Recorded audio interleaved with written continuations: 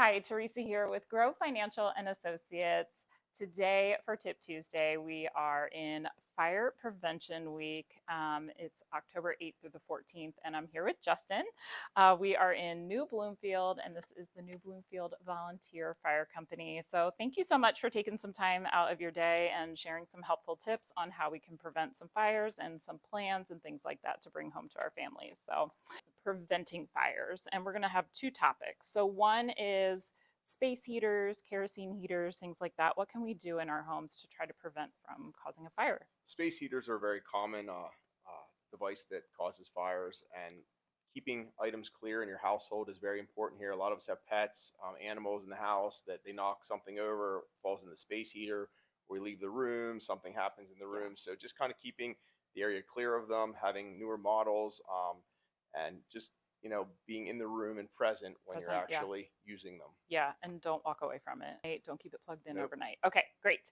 And let's talk about kitchen fires, because I'm assuming that is a big cause of fires. And what can we do and be cautious about when we are in the kitchen cooking? Well, unattended kitchen fires are a very common cause of it, that when people leave the room, and I know society today, we multitask, we try to do three things at once. I just burnt my grilled cheese last night for my kid here when I left the kitchen for 4 minutes. But it's very easy with children, especially, to leave the kitchen. So just trying to make sure you're present in the kitchen throughout the process when you're doing your cooking, or very close by, and check it often. Setting timers is something I do quite often, so that if I leave, I'm coming back real soon when that timer goes off. That's a great point. How you educate kids in school, because I know it's a big thing. Even when I was back in school, I remember Fire Prevention Week, and the fire company would come into our schools. They would go over things like stop, drop, and roll, and having plans and an escape route. So what do you do when you go into those schools? What are you teaching? Absolutely. So we go to those schools here, mainly New Bloomfield Elementary in our first due area, and other local companies do the same in the other schools.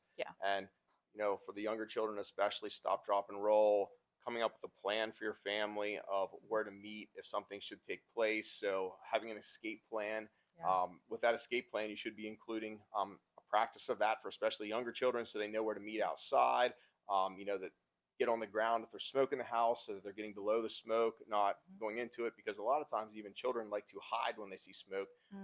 But crawling on the ground and getting towards a doorway or an exit is usually the safest way to not have those fumes in your lungs. Yeah, and having that plan is so important, because when that is happening, you can lose sight of where you're going. So maybe practicing that and having that done as a family, and then a meeting space outside. Absolutely, is important. A meeting space outside. Make sure, even with younger children here, make sure they know how to open windows in the house. So if they couldn't get out a doorway, they would have a secondary escape route out a window, or another means of egress through the house. Great information. Awesome. Thank you so much for sharing those useful tips. What we're going to do is we're going to share a link to your Facebook page, because that's your main platform.